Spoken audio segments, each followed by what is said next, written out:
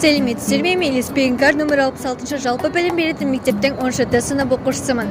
Жалпы бүгін біз Абай атындағы паркке кішігірім экскурсия жасайтын боламыз. Ендеше неге тұрмыз? Кеттік. Абай бейнесі қазақ бейнесі. Барлығымызға белгілі ұлы ақын 1845 жылы дүниеге келіп, 1904 жылы дүние салған болатын. Ұлы ғұлама ақынның қазақ әдебиетіне сіңірген еңбегі өте көп. Оны алдағы слайд-шоуда бірге тамашалайтын боламыз.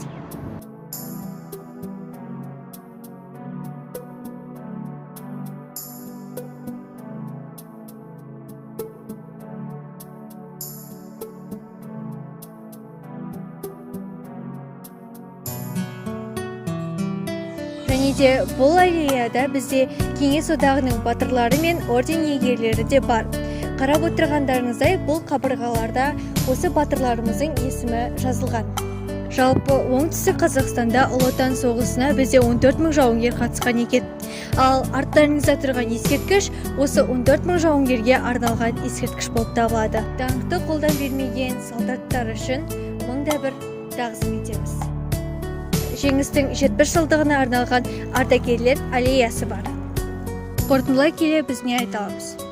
Ұлы Абайдың паркі қазіргі таңда Шымкент қала тұрғындары үшін ең керемет демалыс орны деп атасақ болады.